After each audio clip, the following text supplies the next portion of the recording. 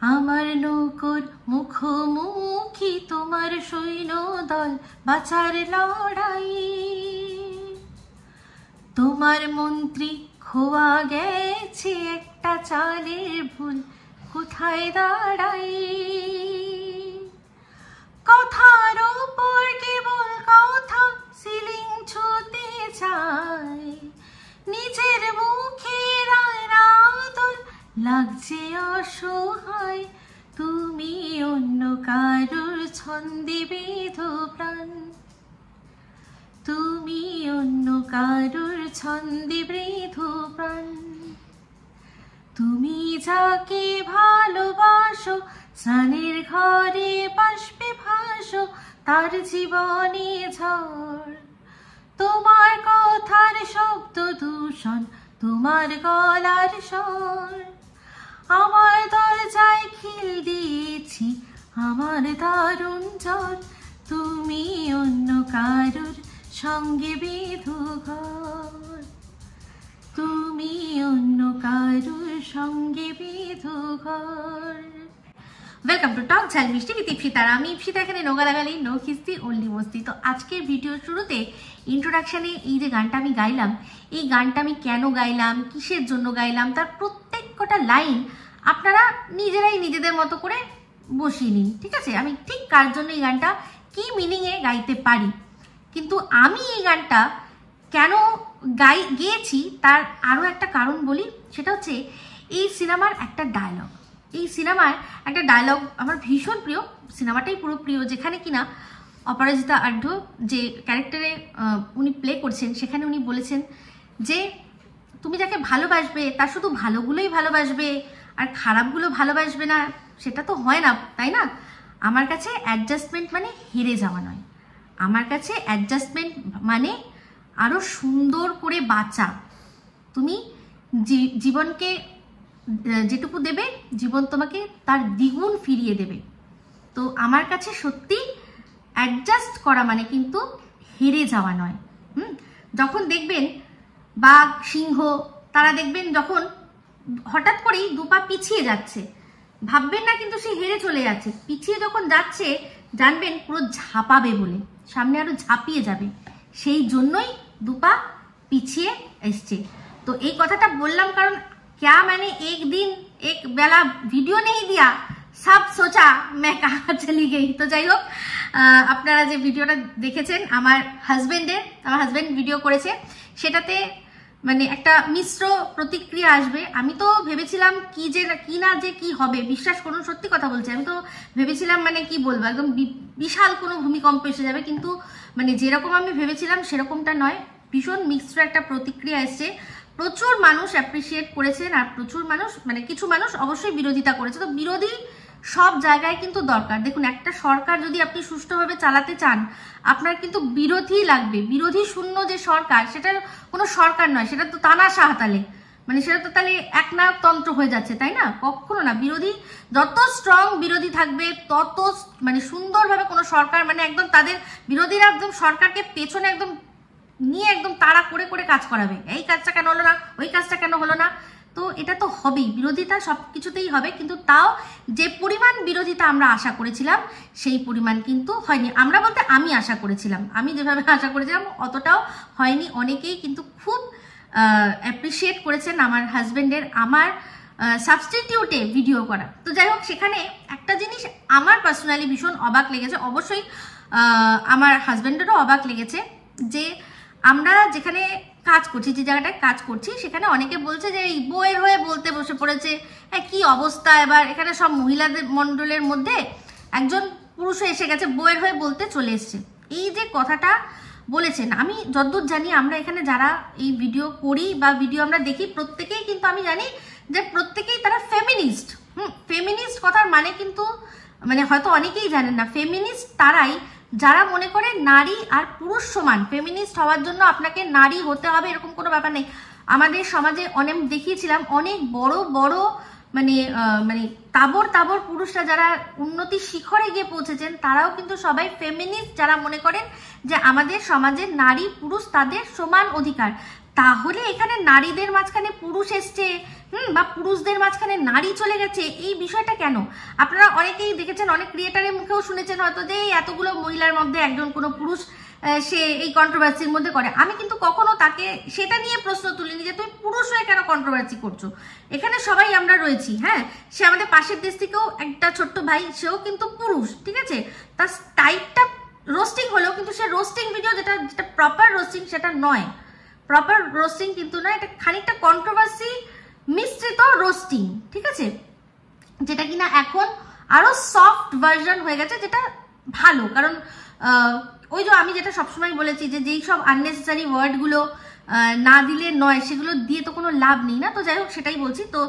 তো সেখানেও কিন্তু কখনো এই যে যারা প্রশ্ন তুলেছে যে তুই ভাই কেন নারীদের মাঝখানে একটা পুরুষ হয়ে রোস্টিং করবি, না, আমি কখনো এটা মনে করি না। নারী পুরুষ যেটা যাই সব জায়গায় সবাই আমরা কাজ একসাথে করব, একসাথেই কাজ করবো আমরা। যেমন কিনা দেখেছেন যারা রোস্টিংও আছে বেশিরভাগ কিন্তু পুরুষ রোস্টাররাই রয়েছে, তাও কিন্তু কখনো মানে আঙুল তোলা হয় না যে এত সব পুরুষ রোস্টারদের মাঝে কেন অ্যামুজিং দি, তুমি কেন একটা মেয়ে হয়ে রোস্টিং ভিডিও করবে। আমার কিন্তু সবচেয়ে মানে যতজন আছে তাদের মধ্যে ওয়ান অফ দ্য মানে সবচেয়ে বেশি বেস্ট যদি বলেন তাহলে রিকেই লাগে। কারণ ওর ভিডিওগুলোর মধ্যে না কোনো ডবল মিনিং কথা থাকে, কিন্তু কোনো গালাগালি খিস্তি থাকে না, যেটা রোস্টিং এর মধ্যে একটু চলে আসে, একটু র ভাষা সেগুলো চলে আসে। ও কিন্তু সেগুলো ধারে পাচ্ছে যায় না, কিন্তু সুন্দর করে কবিতার মাধ্যমে ওর যে ওই এবিলিটি ছন্দের মাধ্যমে ধরা জিনিসটাকে এত সুন্দরভাবে করে। আচ্ছা বড় বড় রোস্টাররা আজ পর্যন্ত কোনো পুরুষ রোস্টাররা প্রশ্ন তোলেনি যে তুমি আমাদের মাঝখানে কি করছো। কিন্তু অবাক লাগছে যে এই কন্ট্রোভার্সি জোনে যেখানে আমরা আমাদের অ্যানালিটিক্সে দেখতে পাই যে 95%, আমি তো দেখি যে আমার 95% যারা রয়েছেন তারা মহিলা, সেই মহিলারাই প্রশ্ন করছেন যে আপনি মহিলাদের মধ্যে কেন, আপনি তো পুরুষ, মানে তার মানে তারা এটাই মনে করে যে পুরুষ হচ্ছে সুপিরিয়ার, তারা আমাদের মহিলাদের মধ্যে কেন আসবে, তাই না? তো এই জিনিসগুলো ভাই আমি তো ভীষণই ভাবে এগুলোকে আমার হিপোক্রেসি লাগে।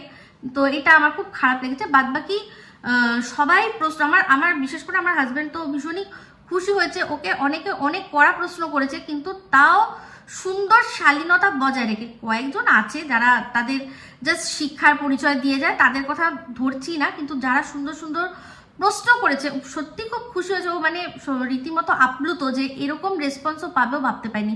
যদিও এর আগেও এটা কিন্তু প্রথমবার আমার হাজবেন্ড যে কোনো অন্য কাউকে নিয়ে কথা বলতে আসেনি। আমার যে আগের চ্যানেল মানে আমাদের ব্লগিং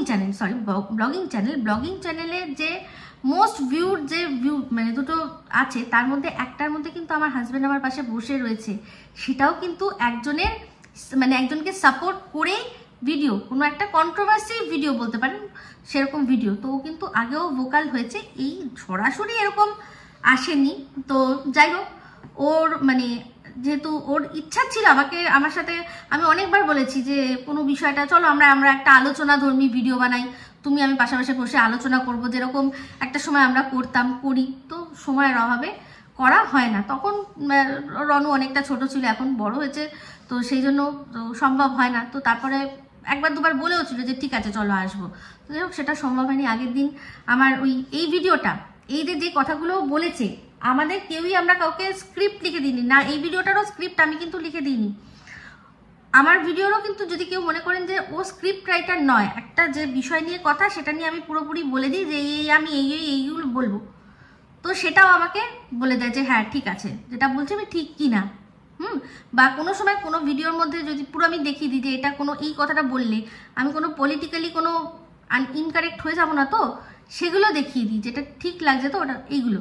তো সেক্ষেত্রে ওরও কিন্তু যে জাস্ট আমাকে জিসটা যেটা আমারই বলার ছিল সেটা ও নিজের মতো করে নিজে বলেছে, আমি শিখিয়ে দিইনি কিছু যে ঠিক কি বলতে হবে। তো যাই হোক, প্রথমবার ভিডিও করেছে, ভুল ত্রুটি তো হবেই, এটা তো স্বাভাবিক কথা, কিন্তু তাও আমি এত বছর বলে আমার মনে হয় আমি যা ভুল ত্রুটি করেছি ও প্রথমবার ওরকমভাবে বলে অতটা কিছুও করেনি, আর আপনারা খুবই মানে ক্ষমা সুন্দর দৃষ্টিতে দেখেছেন। তো সেক্ষেত্রে বলছিলাম যেটা, তো সেক্ষেত্রে অবশ্যই কিছু কমেন্টের উত্তর দেওয়ার জন্য সিলেক্ট করা হবে। যদি আপনারা চান আমাকে কমেন্ট করবেন যে হ্যাঁ আমরা চাই, তাহলে ওকে যা প্রশ্ন আপনারা করেছেন তার উত্তর ওই দেবে। যদি মনে করেন যে হ্যাঁ আমরা শুনতে চাই, জানতে চাই। তো চলে আসি এখন সরাসরি ভিডিওর মধ্যে। তো এখন ভিডিওটা কি নিয়ে হচ্ছে, মিসেস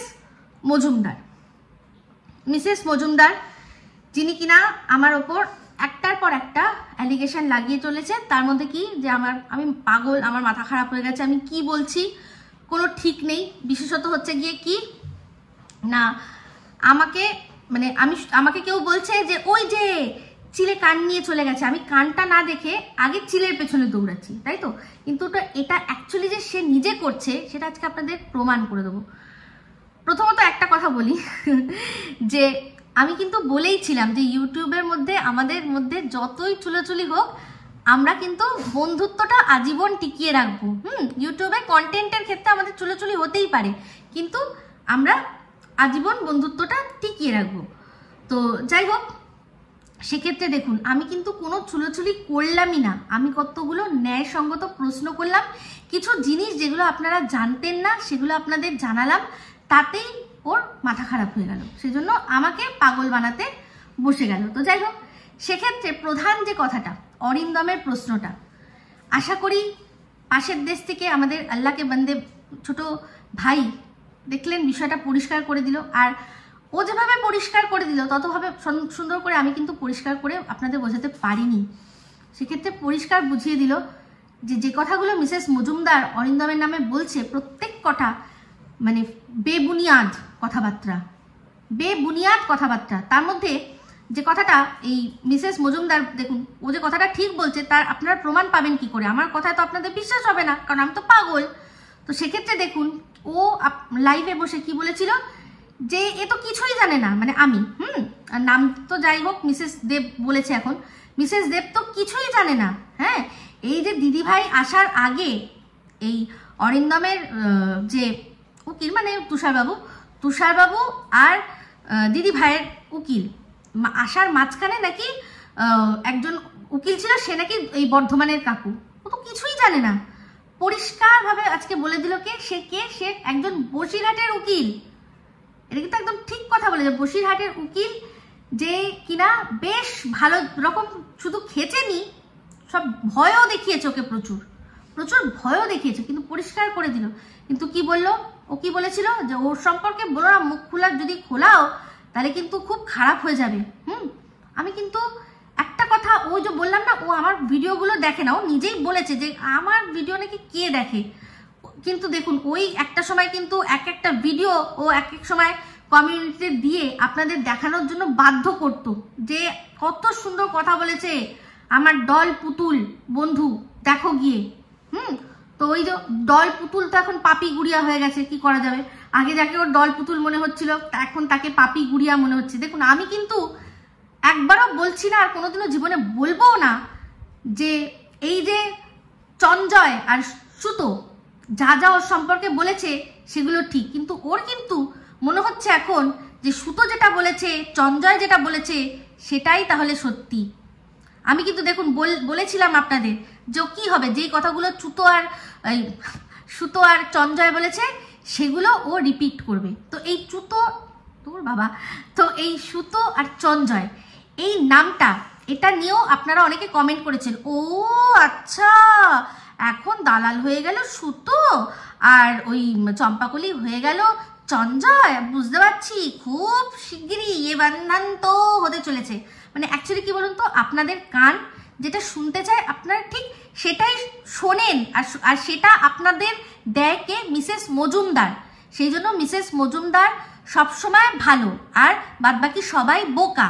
আমি কিন্তু পরিষ্কার বলেছি কেন আমি সুতো ডাকছি, কেন আমি চঞ্জয় ডাকছি, কারণ ওদেরকে বাড়িতে ডাকবো না, ওদের সাথে আমার দেখা হবে কোর্টে। আমি তো কেস করেছি ওদের বিরুদ্ধে, তো কোর্টে গিয়ে যদি আমি ওদেরকে এই সব ওয়াইটির নাম ধরে ডাকি তাহলে তো প্রবলেম হয়ে যাবে আমারই, তাই না? তাই জন্যই এখন থেকে সুতো বলছি। তো আমি যদি জজ সাহেবের সামনে ভুল করে সুতো বলেও দিই, ঠিক আছে লাস্টটুকু বলতে ভুলে গেছিলাম, ওটা মানা যায়, কিন্তু যে নামে ডাকতাম বা যে নামে ও ডাকে সেই নাম ধরে আমি ডেকে ওখানে পার পাবো? আমি যদি এখন এই চঞ্জয়কে ওখানে মর্কট বলে ডাকি, মানে ওর কথা অনুযায়ী মর্কট যতক্ষণ ডাকছিলাম ততক্ষণ ঠিক ছিল, যেই আমি নিজের থেকে একটা নাম চঞ্জয় দিলাম আমি ভুল হয়ে গেলাম। বলুন তাহলে কি বলবো, বলুন কি বলবো বলুন। তো সেক্ষেত্রে আমি কোর্টে ওদের সাথে আমার দেখা হবে, তাই জন্য এখন থেকে প্র্যাকটিস করছি ওদের নামগুলো যাতে ঠিকঠাকভাবে আমি নিতে পারি। এই ওয়াইটির এই অভ্যেসটা ছাড়ি আমি, তাই জন্য। ঠিক আছে, ওদের সাথে কোনো পীড়িত করার আমার কোনো জায়গা নেই, আর জীবনে কোনোদিনও জায়গা আসবেও না। ওরা কন্ট্রোভার্সি ক্রিয়েটার থাকবে, ছিল, আছে সবসময়। যে যা সম্পর্ক সবার সাথে সম্পর্ক কিন্তু শেষ। আমি কিন্তু বারবার বলছি, আমি সে সময়ও বলেছি, জি হ্যাঁ मैं हूँ खलनायक, কারোর সাথে কোনো সম্পর্ক আমার নেই ইউটিউবে। তো ও বলল কি যে ওর সাথে তো আমার কত কথা হতো, আমাদের কত প্ল্যানিং হয়েছে, এখানে যাব সেখানে যাব। হ্যাঁ, একটা উদ্যোগ ছিল, সেটা আমার তরফ থেকে ছিল না, সেটা ছিল আমাদের গীতাদির তরফ থেকে। আমি যতবার, আমি কিন্তু সবসময় বলেছি যে আমি ভাই কোনো আর ওই যেটাকে বলে মিট আপ আমি করবো না। একবার করতে গেছিলাম, মানে সুপার ফ্লপ হয়েছে, সে তখন ওই অন্দরমহল সবাই ছিল, বিশাল একটা ঝামেলা অশান্তির ব্যাপার হয়ে গেছিল। ওটার উদ্যোগটা আমি বলেছিলাম, আমি বলেছিলাম সবাইকে চলো চলো চলো সবাই মিট করি। আমি তারপর থেকে হাত জোর করেছিলাম। এটা গীতাদির একটা ছিল, বলেছিল যে এরকম শুধু দেখা না, একসাথে থাকবো আমরা, একটা নাইট স্টে করবো সবাই মিলে, আমরা একটা কোনো জায়গা দেখো। আমি বলছিলাম ঠিক আছে, আমি খুঁজে পেতে রাখবো কোথায় এরকম করা যায়, এইটুকুই। আমি কোনো দেখা সাক্ষাৎ করার মানে ব্যাপার রাখিনি। আচ্ছা, দিনের পর দিন আপনাদেরকে কি বলে গেছে, ওর পাস্ট লাইফগুলো চলে যান, মানে আপনারা যারা ওকে এতটাই ভালোবাসেন তারা কি পিছনের স্মৃতিগুলোকে জাস্ট মানে লোপ করে দিয়েছেন? ওর যে আগে বলার কথাগুলো সেগুলো আপনারা সব ভুলে গেছেন। দিনের পর দিন কি বলেছে, যে কথাটা আমিও বলেছি যে ওর সাথে আমার সেরকম কথা হয় না, কিন্তু আমাদের যে অনেকদিন কথা হয় না তাতে আমাদের কোনো যায় আসে না। আমরা যখন কথা বলি আবারও যেখান থেকে শেষ করেছিলাম শুরু করি। যে কথাটা বললো যে দু একটা কথা ঠিক বলেছে, সেটা হচ্ছে কি আমাদের রাত হয়। এটা তো আমি নিজেও বলেছি যে আমরা দেরি করে ঘুমাই, আমরা দেরি করে ঘুম থেকে উঠি, কারণ আমাদের বাচ্চার জন্য। আমি তো কতদিন লাইভ করেছি বলুন তো, হ্যাঁ, রাত 2টো 2:30 বেজে যাচ্ছে লাইভ করেছি। অনেককে রাত আমি ভোর 4টে 4:30 সময়ও রিপ্লাই দিয়েছি, কি গো দিদি ঘুমাওনি? না, এখনো রন জেগে রয়েছে। আমার কাছে লুকোচাপার কোনো জায়গা নেই। আমি ঘরে আমার বরের সাথে ঘরের মধ্যে রয়েছি, আমার এখানে লুকোচাপার টাইমে কোনো ব্যাপার নেই।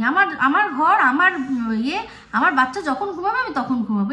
এটাকে এরকম হাইলাইট করার কোনো ছিল না। চলো, তাও করেছে, কোনো ভুল কথা বলেনি, যেটা বলেছে ঠিক বলেছে। আর আরেকটা কথা ঠিক বলেছে যে ওরা হাজব্যান্ড ওয়াইফ ভীষণ এইসব ভিডিও নিয়ে আলোচনা করে। অবশ্যই আমরা হাজব্যান্ড ওয়াইফ ভিডিও নিয়ে আলোচনা করি, আমরা হাজব্যান্ড ওয়াইফ সিনেমা নিয়ে আলোচনা করি, যেগুলো আমরা আমাদের ব্লগে শেয়ার করি। কোনো ওটিটি কোনো কিছু দেখলে সেটা নিয়ে করি। আমার হাজব্যান্ড তার বিজনেস নিয়ে আমার সাথে আলোচনা করে, আমি আমার ওয়াইটি নিয়ে ওনার সাথে আলোচনা করি, সবসময় হয়। যারা এই যে বলছেন যে ও বউয়ের জন্য নেমে পড়েছে, একটা কথা চিন্তা করুন তো, পৃথিবীতে এমন কোনো ব্যবসায়ী আছে যে কিনা মানে একদম গ্রাউন্ড লেভেল থেকে উঠেছে, যার বাবার ব্যবসা ছিল, এরকম কথা বলছি না, যে ধরুন নতুন শুরু করেছে, যেমন ধীরুভাই আম্বানি প্রথম যখন শুরু করেছিল, তাকেও তো তার বউয়ের সাহায্য নিতে হয়েছিল, তার বউয়ের গয়নাগুলো নিতে হয়েছিল, হ্যাঁ, বন্ধক রেখে তারপর বিজনেস করে বউকে আবার নতুন গড়িয়ে দিয়েছে। এরকম প্রচুর ব্যবসায়ীরা রয়েছে, তারা কিন্তু তাদের বউয়ের গয়না, বউয়ের এই সমস্ত কিছু নেয়, মানে বউয়ের সাহায্য নেয় তার বিজনেসের জন্য। তাহলে সেই হাজব্যান্ডই যদি তার ওয়াইফের সাহায্য করে তার প্রফেশনে, কি এমন অন্যায় করে ফেলেছে? এই যে যারা আজকে এই সন্দীপ আর টিনের সম্পর্কের মধ্যে রয়েছেন, এই কন্ট্রোভার্সিটা দেখেছেন, তারা কি বলেছেন যে সন্দীপ পারফেক্ট হাজব্যান্ড ছিল না, সন্দীপ তার বউকে কোনোদিনও বোঝেনি, সন্দীপ তার বউকে কোনোদিনও কিছু করেনি। যদি এত কিছু করতো, বউয়ের যদি সবকিছু ঠিক করে রাখতো, তাহলে বউ আর অন্য কোথাও যেতেই কেন? খুব ভালো কথা। তাহলে আমার বর যদি আমার ব্লগে হেল্প করলে মানুষের প্রবলেম হয়, আমার বর আমার ঘরে রান্না করলে মানুষের প্রবলেম হয়, আমার মানে একটু বেশি কেন তোমার বর কই আজকে বাড়িতে বসে গেল, কাজ নেই কোনো? তো এই যে প্রবলেমগুলো হয়, তাহলে এগুলো খানিকটা দ্বিচারিতার মতো হচ্ছে না বিষয়টা? সে তার সমস্ত কাজ সামলে তারপর যেটুকু সময় পায় সে তার সংসারে দেয়, কারণ সংসারটা তার ভাই, তারও ওই মানে আমি কোথাও দাসখত করে রেখে দিয়ে আসিনি যে রান্নাটা আমিই করবো, ওরকম কোনো ব্যাপার নয়। দুজনে খাবো, কোনদিন তুমি করবে, কোনদিন আমরা খাবো, আমরা এরকম ভাবেই করে চলেছি। আমাদের মধ্যে হাজব্যান্ড ওয়াইফ, আর তার চেয়েও বেশি আমাদের বন্ধুত্ব। যদিও যখন আলাপ তখন বন্ধু ছিলাম না, অবশ্যই সেই গল্প নয় থাক, আমাদের প্রেমের কাহিনী যখন বলতে পারবো তখন নিশ্চয়ই বলবো, তখন বুঝবেন বিষয়টা। তো যাই হোক, যেটা বলছিলাম, তো সেক্ষেত্রে আমার বর রীতিমতো আমাকে গড়ে পিটে নিয়েছে, ঠিক আছে? তো সেক্ষেত্রে আমাকে যদি হেল্প করে অসুবিধা কি আছে? তো তাই বলছি যে আপনারা কিরকম দ্বিচারিতা করেন না। তো যাই হোক, ও তারপর যে কথাটা বললো, এই যে বললাম যে কান চিলে ওকে নিয়ে মানে বলেছে, ও চিলের পেছনে দৌড় দিয়েছে। আমার কিন্তু যে কানটা মানে আমার যে ভিডিওটা আমার জায়গা মতো রয়েছে, ও ও কিন্তু সেটা দেখেনি। যেই ভিডিও একটা সময় ও কমিউনিটিতে দিয়ে লোকের কাছে পৌঁছে দিত যে তোমরা দেখো, সেই আজকে বসে বসে বলছে ওর ভিডিও কে দেখে, ওর ভিডিও কেউ দেখে? আমি তো দেখিই না। এদিকে কোনো না কোনো সময় আমার সাথে যখন কথা হতো, হ্যাঁ তোমার ভিডিওটা দেখলাম গো, দারুণ দারুণ বলেছো তো, দারুণ বলেছো তো বলেছে, ঠিক আছে। তো যাই হোক, কিন্তু ও ভালো, ও একদম ঠিক, আমি দোগলা, ঠিক আছে। তো একটা জিনিস দেখলেন তো, আমি অরিন্দমের সম্পর্কে যে কথাগুলো বললাম, আমি কথাটা যেটা বললাম তার জন্য যে অরিন্দমের সম্পর্কে যে কথাগুলো বেরিয়ে আসলো, সেগুলো যে কতটা মিথ্যে আজকে সমস্তটা ছোট্ট ভাই কিন্তু ওদের থেকে ক্লিয়ার করে দিল। যদি এটা না করতো তাহলে আজকে আপনারা সবাই আমাকে সত্যিই পাগল ভাবতেন। তো বাদবাকি আরো যা যা রয়েছে, সমস্ত যা আছে সব সত্যি সামনে আসবে। আমি বলেছি যে আমি মিথ্যে কথা বলি না, বরাবর বলছি, কারণ আমি মিথ্যে কথা বলতেই পারবো না। আমি মিথ্যে কথা বললে আমি হারিয়ে যাব, আমার ইষ্ট আমাকে হারিয়ে দেবে।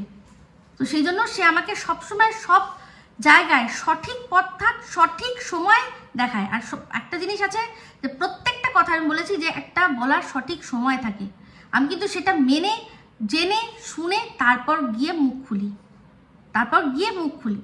তো একটা কথা বারবার বলবো, যে কোনো ক্রিয়েটারদের বলবো যে hurt me with truth but never comfort me with lies. মানে আমাকে সত্যি বলে দাও তুমি, আমি হার্ট হব, ঠিক আছে, কিন্তু যদি মিথ্যে বলে আমাকে কমফর্ট দিয়ে সান্ত্বনা দিয়ে চাপিয়ে রেখেছো, যখন সত্যি বেরোবে তখন আমি ভয়ঙ্কর হয়ে যাব।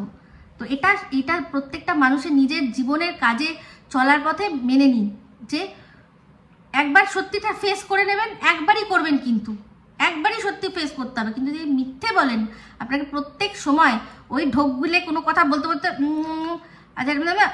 আচ্ছা বলে অন্যদিকে চলে যেতে হবে। দেখবেন মিসেস মজুমদারের প্রত্যেকটা লাইভে কথা বলছে, পড়ছে বলতে বলতে আচ্ছা অন্যদিকে চলে যেতে, ইধার উধার চালা যেতাও, এরকম একটা ব্যাপার হচ্ছে। আপনারা নিজেরা দেখলে নিজেরাই বলবেন কোনো সদুত্তর পাচ্ছেন কি। এবার যদি কিছু মানুষকে একটা গ্রুপ বানিয়ে, একটা গ্রুপ মানে হোয়াটসঅ্যাপ গ্রুপের মধ্যে যদি সত্যি কিছু উদ্ঘাটন করে থাকে, দেখুন আমার তাতে কিচ্ছু করার নেই। সেখানে যদি কিছু মানুষ তারা আমাকে বোকা ভাবছে, তারা হয়তো অনেক অন্যরকম সত্যি জানে, তাই না? তো সেটা আমার দোষ নয়। তো আশা করি আপনাদের এই বিষয়টা বোঝাতে পারলাম। তো সেক্ষেত্রে আমি যে ভিডিওর মধ্যে ওকে একটা কথা বলেছি যে আমিও যদি তোমার মতো যেতে পারতাম ব্লগারের বাড়িতে, তাহলে আমারও কিন্তু তোমার মতোই আর কি সাবস্ক্রাইবার হতো, ভিউজ হতো। সেটা আমি কার বাড়ির সম্পর্কে বলেছি? আমার বাড়ির সম্পর্কে বলেছি। ওকে কেউ হয়তো বুঝিয়েছে ওটা, যে ওই দেখো তুমি ওর বাড়িতে গেছিলে তো সেই জন্য তোমাকে খোঁটা দিল। নো, আমি এটা সন্দীপের বাড়ির কথা বলেছি, যে তোমার মতো আমিও যদি সন্দীপের বাড়িতে যেতাম তাহলে আমারও তোমার মতোই ভিউজ হতো, তোমার মতোই সাবস্ক্রাইবার হতো। কিন্তু ওকে মানে যখন যা বলছে বোঝাচ্ছে, ও মানে এরকম বলেছে, ওরকম হয়েছে, এরকম করছে। তো জানি না ওর যা ওই সৈন্যদল রয়েছে, সেই সৈন্যদল ওকে কিভাবে বিপথে নিয়ে যাচ্ছে এইসব ভুলভাল কথা বলে। আমি সত্যি বলছি বুঝতে পারছি না, কারণ ও যদি আমার ভিডিওটা দেখতো তাহলেই ও বুঝে যেত আমি এটা সন্দীপের বাড়ি যাওয়ার কথা বলছি। আজকে ভীষণ খারাপ লাগছিল, আমি ওর লাইভের একটা অংশ একটুখানি দেখছিলাম, সেখানে ও বলছিল যে আমি একদিনই ওর বাড়িতে গেছিলাম, গলায় আঙুল ধুয়ে আমার বার করে দিতে ইচ্ছা করছে, যা খেয়েছি। আমি কিন্তু আমার বাড়িতে আসার কথা বলিনি ওকে, আমি বলিনি যে তুমি আমার বাড়িতে এসছো। তাহলে আমি এমন কি বড় ব্লগার যে আমার বাড়িতে ওর এসে ও অনেক লাভ করে নিয়েছে? কি বোকা কথা না। মানে ও আমাকে বলছে যে আমি একদম বোকার হদ্দ হয়ে গেছি। ও একদম মানে টিনের কাছ থেকে বোকার হদ্দ খেতাবটা ছিনিয়ে নিয়ে আমার ঘায়ে এরকম চিপকে দিয়ে ও বলছে আমি আমার বাড়ির কথা বলেছি। ভাই আমার বাড়িতে এসে কার চ্যানেল গ্রো হবে? আমি তো বলেছি সন্দীপের বাড়ির কথা, যে তোমার মতো আমিও যদি সন্দীপের বাড়িতে যেতে পারতাম, আমারও আজকে তোমার মতোই ভিউজও হতো আর তোমার মতো সাবস্ক্রাইবারও হতো, এটা বলেছি। তো যাই হোক, ও এইরকম কথাবার্তা বলে চলেছে। তো যাই হোক, যেটা ওই যে বললো না, ও একদিন বলেছিল না ওর দিদিভাইকে যে আমি এখন কিচ্ছু বলবো না, তুমি বলবা আমি বলবো, তুমি বলবা তুমি মুখ খুলবা আমি মুখ খুলবো। তেমনি আমিও ওকে এই ধমকিটা দিইনি, কিন্তু মনে মনে ঠিকই করে রেখেছিলাম যে আমার কাছেও কিছু বলার রয়েছে, কিন্তু তুমি আগে সেই প্রসঙ্গ টানবা, তারপর আমি তখন মুখ খুলবো। তো অবশ্যই ও টেনে নিয়েছে কাকে না, কৃষ্ণাকে। আপনারা কত দিন দেখেছেন যে ও কৃষ্ণার বাড়িতে থেকেছে, একটুখানি মাথায় জোর দিয়ে চিন্তা করে দেখুন, কত দিন দেখেছেন যে ও কৃষ্ণার বাড়িতে গেছে। আমি কি জানতাম না যে কৃষ্ণার বাড়ি কোথায়? কৃষ্ণা গড়িয়ায় থাকে আমি জানি না? আমি তো প্রথম দিনই জানি, যেদিন আর কি আমরা মিসেস মজুমদারের সাথে ভোরবেলা অবধি থাকলাম ওখানে। তারপর বলেছিলাম যে ঠিক আছে তুমি চলে এসো, কারণ আমার তো দুটো বাচ্চাকে আমি একা ফেলে গেছি না। বড় বাচ্চা নিয়ে কোনো চাপ নেই, কিন্তু ছোট বাচ্চাটা তো আমাকে ছাড়া এক মুহূর্ত থাকে না, আপনারা জানেন। মানে তখন তো আরও ছিল বুঝুন, তখন ওর একটা ব্যাপার ছিল। এখন সেই ব্যাপারটা আর নেই। তো বুঝতেই পারছেন, ব্রেস্ট ফিডিং এর কথা বলছি, তখন ওর একটু ব্যাপার ছিল, এখন আর সেই জিনিসটা নেই, এখন আর কোনো চাপ অতটাও হয় না। কিন্তু তাও ও আমাকে ভীষণভাবে মিস করে, কারণ আমি যেহেতু বাচ্চাকে সারাক্ষণ আমার সাথে লেপটে নিয়েই থাকি। তো যাই হোক, সেখানে ও বললো যে না গো, আমি দরকার, আমি এরকম একজনের আমার সাবস্ক্রাইবার, সে আমাকে বারবার করে বলছে তার বাড়িতে থাকতে। তো আমি দেখলাম যে তার বাড়িটা অনেক কাছে, সেখান থেকে হসপিটালে আমার যাতায়াতের সুবিধা হবে। আর এটা সত্যি কথা, আমার বাড়ি থেকে ও হসপিটালটা অনেকটাই দূরে। তো আমি আমার কর্তব্য করেছি। তো সেখানে তারপর যখন ও দেখলাম যে ওর বাড়িতে ওখানে কাছে, আমি বললাম বাহ, খুব ভালো কথা, ঠিক আছে তুমি সেখানে থাকো, আমি কোনো সময় তোমার সাথে আবার দেখা করে নেবো। তারপর কতবার ও এসছে, কতবার ওখানে এসছে, আমি কোনোদিনও গেছি। ও তো বসে বসে লাইভ করছে, যখন লাইভ করছে হয়তো প্রথম আমি জানতে পারতাম না, তারপরে যখন লাইভ ওখানে করছে আমি তো দেখতে পাচ্ছি। আমি তো দরকার যদি সত্যি ওকে দিয়ে আমার গ্রো করানোর হতো, যে ওর চ্যানেলে মুখ দেখিয়ে বা আমার চ্যানেলে ওর মুখ দেখিয়ে আমার চ্যানেল গ্রো করব, তাহলে তো আমি প্রত্যেকবার যখন ও যেত কৃষ্ণার বাড়িতে গিয়ে 2-3 দিন থাকতো, আমি একদিন অন্তত একবেলার জন্য তো ভিজিট করতেই পারতাম। আমি কিন্তু কোনোদিনও করিনি। আমি কোন দিন গেছি ভালো করে চিন্তা করে দেখুন, একটু চিন্তা করুন। এটা নিয়ে বলছি আগে, তারও আগের কথা বলি।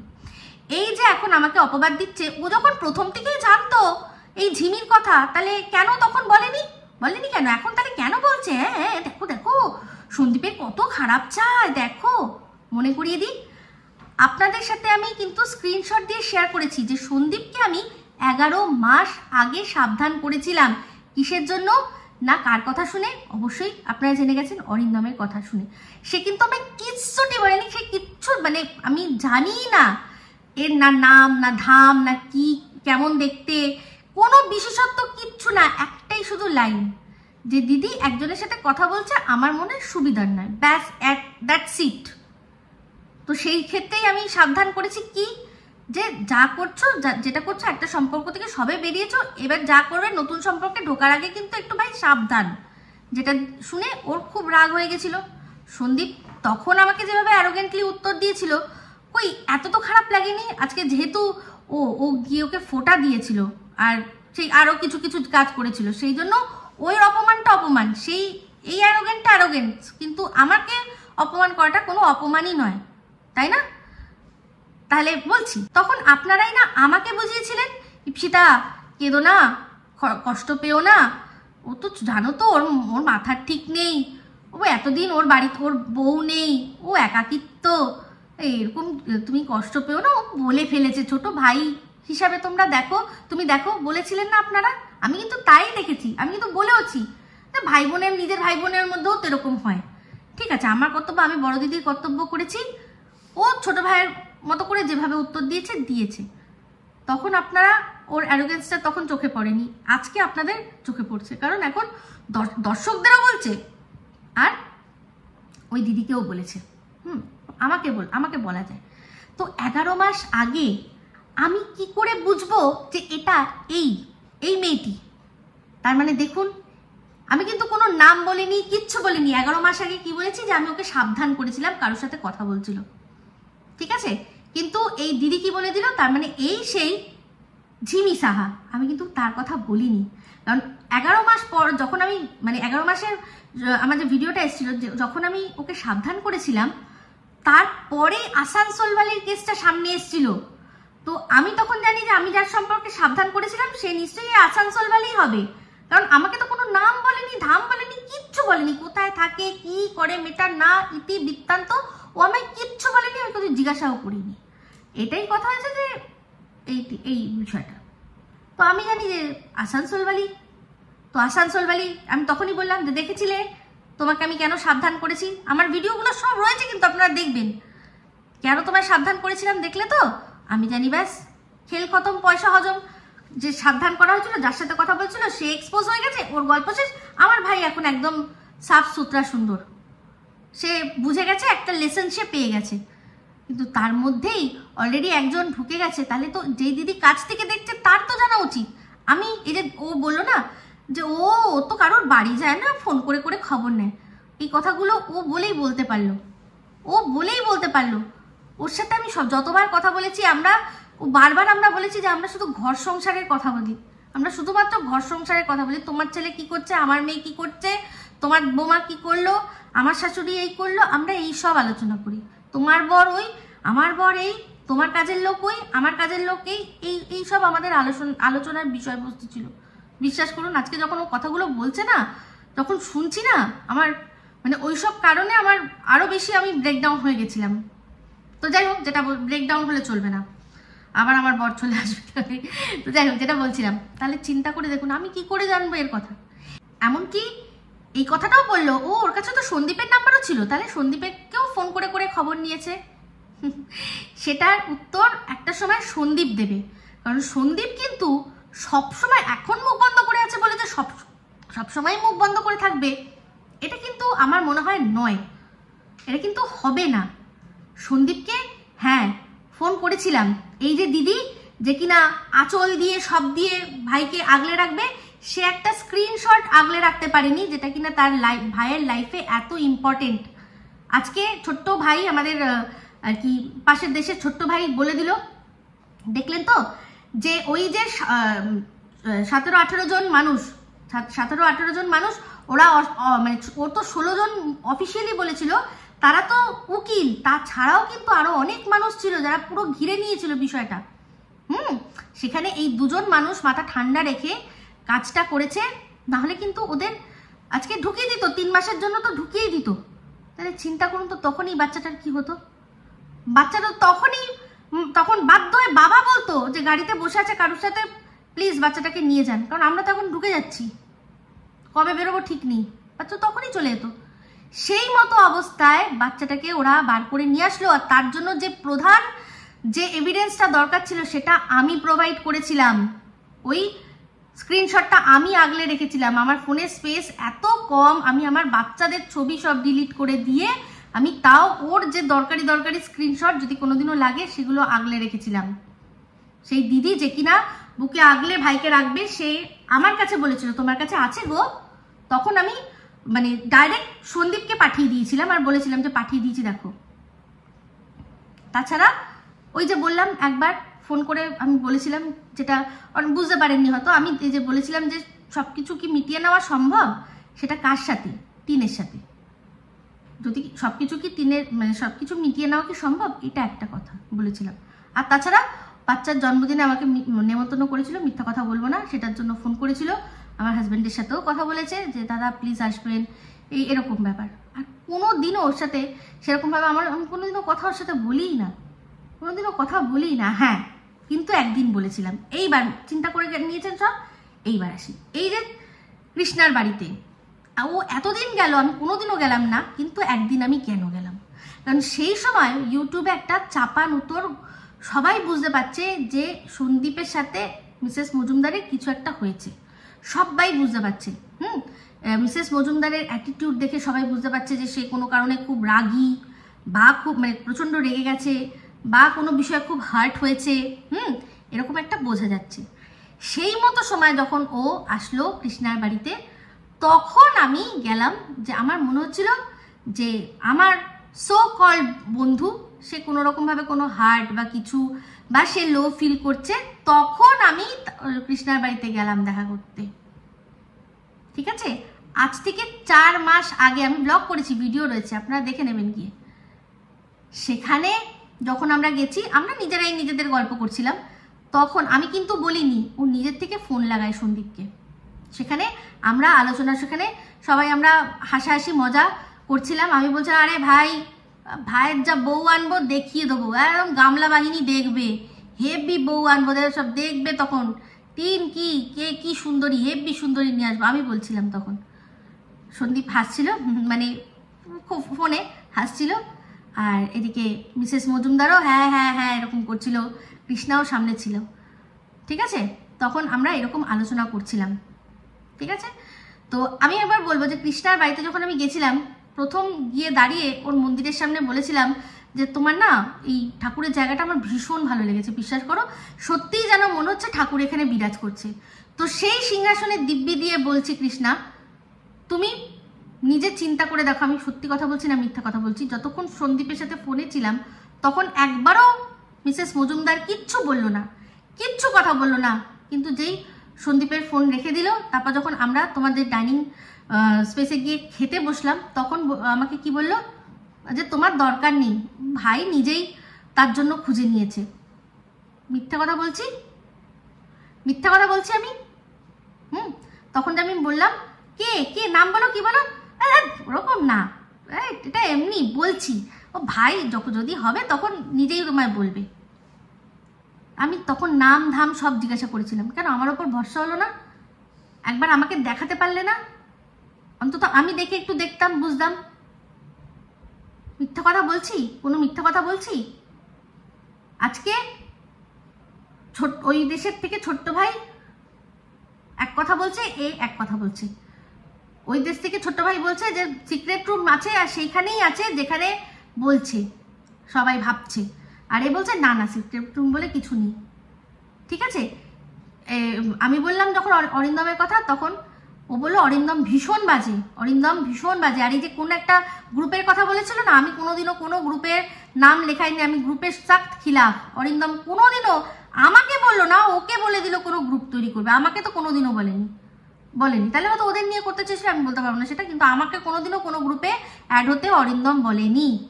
ঠিক আছে, তো এইবার কি হলো, আমাকে তখন এমনভাবে বললো যে ওটা কোনো ব্যাপার না, মজা মস্তির ব্যাপার। আমি ভাবলাম ওটা মজা মস্তির ব্যাপার হচ্ছে হয়তো, কারণ যদি সত্যি হতো তো ভিডিওর মধ্যে তাহলে বলতো। তাহলে এইবার বুঝুন যে তাহলে কার কথা বলেছিল। আজ থেকে 4 মাস আগে একজন দেখলাম এই কথাটা যখন বলছিল, তখন ওর ওখানে কমেন্ট করেছে, ওর লাইভ কমেন্ট ছিল সেখানে, তার নামও বলে দিই সুজাতা ওখানে বলেছে যে ওই সময়ই যখন তোমার সাথে ইপসিতাদি দেখা করতে গেছিল কৃষ্ণার বাড়িতে, সেই সময়ই সন্দীপও গেছিল অরিন্দমের বাড়িতে, আর সেই সময়ই এই যে তারাপীঠের ঘটনার কথা বারবার করে ওই দেশ থেকে একটা হুমকি আসছে, তারাপীঠের খবর বলে দেবো, তারাপীঠের খবর বলে দেবো, সেই সংক্রান্ত একটা কমেন্টও করেছে যে ওই সময়ই তারাপীঠে যাওয়া হয়েছিল। তাহলে বলুন আমার দোষটা কোথায় আছে? আমি কোথায় সাবধান করিনি? কেন বসে বসে মিথ্যে কথা আমার নামে বলছে? তো ও সেই সময় সবকিছু জেনে বলেনি, তার কারণ বুঝতে পারছি। যেটা ও বলেছে, অর্ধেক কথা বলছে, অর্ধেক কথা গিলে নিচ্ছে, যে তুমি তো বলেছিলে পিয়ের কথা। এদিকে দেখুন, ম্যাডামের পক্ষে কিচ্ছু জানা সম্ভব না। আজকে ছোট্ট ভাই ম্যাডামের সম্পর্কে যা বলার বলে দিল, তো যা বলার, যেই ভাই কিনা ম্যাডামকে এরকম আঙুল এরকম নাচিয়ে নাচিয়ে বলেছিল, যেটা দেখে আমার মানে পা থেকে মাথা অব্দি জ্বলে গেছে, যে কেন আমাদের দেশের, যদি তুমি আমাদের দেশকে নিয়ে কথা বলছো, বর্ডার পেরিয়ে বর্ডারের সীমারেখা সব মুছে যদি তুমি আমাদের মানুষকে নিয়ে কথা বলছো, তাহলে আমাদের দেশের মানুষ তোমাকে কেন দুটো কথা বলতে পারবে না? অ্যাজ আ বড় দিদি তোমাকে বলেছে, তোমার তো প্রশংসাও করেছে ছাতা পিটা নিয়ে, হানান তানা নিয়ে। তারপর যখন একটা কথা বললো যে ভাই তুমি এখন এটা করো না, এটা কিছু বলো না, করো না, তো তখন তোমরা গেমটা অন্যরকমই ভাবছিলে। এখন দেখছো যে দেখো গেম কোনো কিছুই, কোনো গেম না, চালাকির গেম চলে না। সে এবার তোমাকে ফাঁসানো হয়েছে না, তুমি কি ব্যাপার আমি বলতে, ওগুলো তোমাদের দুজনের মধ্যে ব্যাপার। সে তোমাকে এখান থেকে নির্দেশ দিচ্ছে, মানে সবচেয়ে বড় কথা আমি শুধু দেখছি, আমি শুধু অবাক হয়ে গেলাম সেখানে। মানে ও বলছে না যে কখনো আমি ভাবতে পারিনি মিসেস দেবের এই রূপ দেখবো। আপনারা বলুন যে আমার কি রূপটা আপনারা দেখছেন?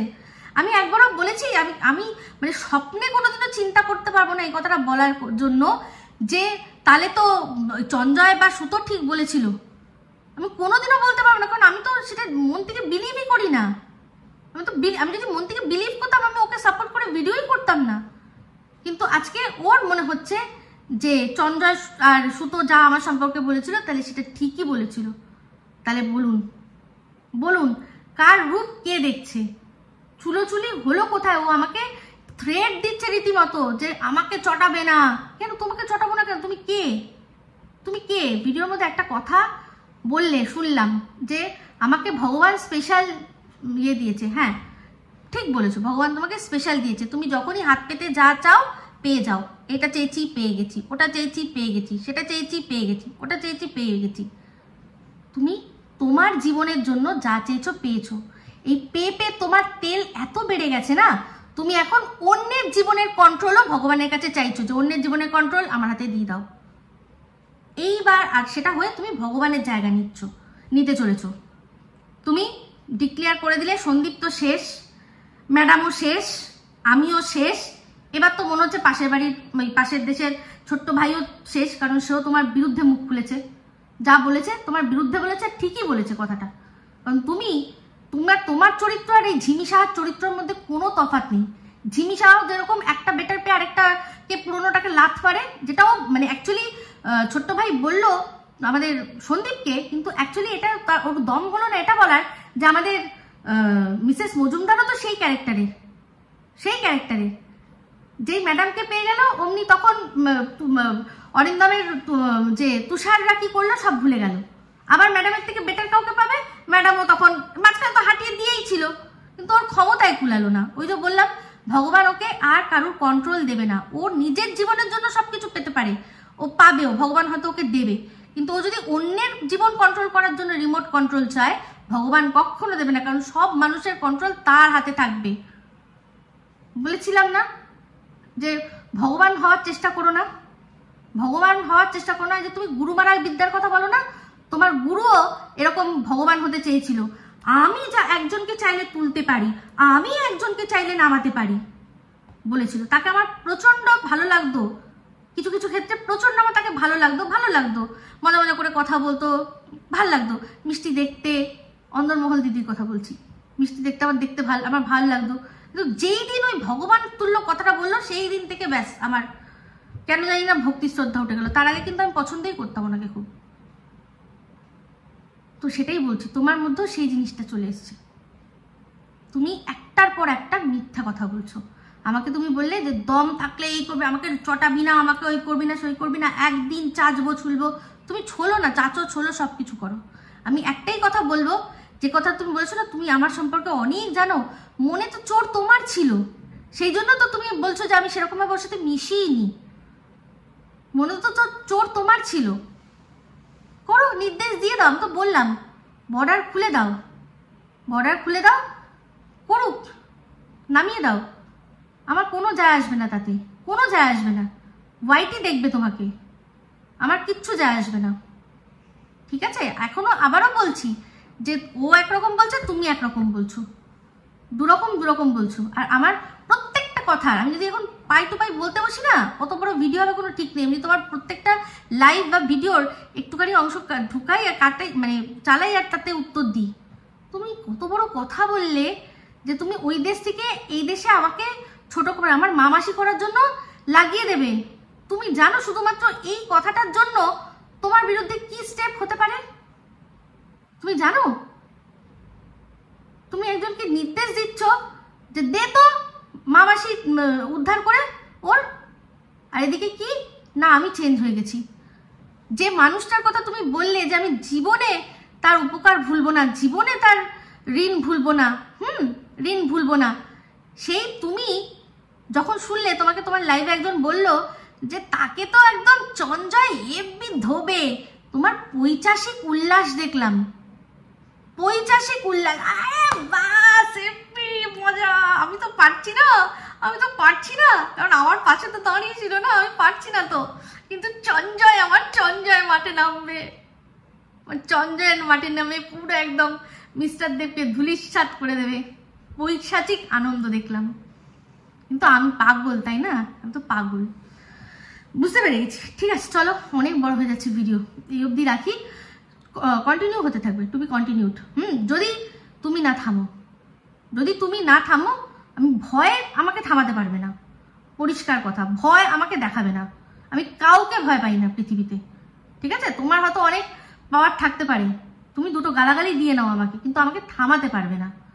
তাই বলছি যে দর্শকদের মিসগাইড করো না, দুজনে মিলে যেভাবে দর্শকদের মিসগাইড করো না। এই জন্যই ম্যাডাম মনে হয় বলেছিল যে তোমরা থেমে যাও, কারণ তুমি এখান থেকে বসে হয়তো কিছু কথা বলতে চাইছো, বলতে পারছো না,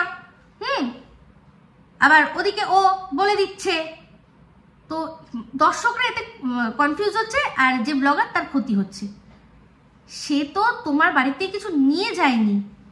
আজকে সত্যি আমার ভালো লাগছিল, বলছিল যখন ছোট্ট ভাই যে অরিন্দম কিরকমভাবে কলকাতা থেকে পৌঁছে গেল ওখানে, যে সময়টা, যে কথাটা আমিও বলেছি, যে সময়টা ওর এত প্রয়োজন ছিল, সেই সময় ওর পাশে গিয়ে দাঁড়ালো। তুমি গেলে, কখন গেলে না, সব শেষ হয়ে গেল তারপর গেলে। কি অবস্থা, তাই না? তাও কত একদম সামনের দিকে সামনে। তো বলছি শোনো, হয়েছে, অনেক হয়েছে, অনেক করে নিয়েছো, এবার একটু নিজেকে চেঞ্জ করো, আর কিচ্ছু বলার আমার নেই। বাদবাকি তুমি যেটা বলেছো, আমি বললাম তুমি এক্সপোজ করো, আমাকে করো, দুনিয়া দেখুক, ওয়াইটি দেখুক। আর একটা জিনিস আজকে ভিডিও সবশেষে বলে যাই, যে প্রত্যেকটা মানুষ যে কোনো লড়াই হয় সে জেতে, নয় সেখান থেকে কিছু শেখে। তো আমি এটা শিখে নিয়েছি। প্রত্যেকটা মানুষ আমাকে বলেছিল যে তোমার সাথে ওর বন্ধুত্ব কি করে হতে পারে। আমি একটাই কথা বলেছিলাম যে আমি ওর অনেস্টিতে ফিদা হয়ে গেছি, ওর অনেস্টি দেখে আমি ফিদা হয়ে গেছি, যে জিনিসটা তোমার মধ্যে আর নেই। তো মানে যেরকম বলেছিলাম না, চুলোচুলির দরকার নেই, ওয়াইটির বাইরেও তুমি আমার সাথে আর বন্ধুত্ব রাখার কোনো রকম আমার কোনো ইচ্ছা নেই। কন্ট্রোভার্সি শুরু হয়েছিল কেন শুরু হয়েছিল? ব্লগাররা ঠকাচ্ছে, কন্ট্রোভার্সি ক্রিয়েটাররা সত্যতা তুলে নিয়ে আসবে। এখানে যে এখন তো দেখা যাচ্ছে চাপা মারা কেস হচ্ছে, কিসের তাহলে কন্ট্রোভার্সি? তো যাই হোক, অনেক বড় হয়ে গেছে, আপনারা ধৈর্য ধরে দেখেছেন, থ্যাংক ইউ সো মাচ। তো অবশ্যই আমি এই বিষয়টা এখানেই এন্ড করলাম। এবার যদি বাড়ায়, যদি খোঁচায়, অবশ্যই আমি এবার রেডি রয়েছি। আর এমনিতেও দেখেছেন কারোর কাছে কোনো কন্টেন্ট নেই, আমি এখন কন্টেন্ট দিয়েছি, আর তার উপর থালায় সাজিয়ে বরকে দিয়ে দিচ্ছি, যা ভিডিও করুন, ঠিক আছে? তো এই হচ্ছে ব্যাপার। যদি ভিডিও ভালো লাগে তাহলে অবশ্যই লাইক, শেয়ার, কমেন্ট করতে ভুলবেন না। যারা চ্যানেলটা সাবস্ক্রাইব করেননি তারা সাবস্ক্রাইব করে নেবেন। সবাই ভালো থাকবেন, সুস্থ থাকবেন। আবার আসছি খুব শীঘ্রই নতুন ভিডিও নিয়ে। Me Ipsita signing off. Love you all.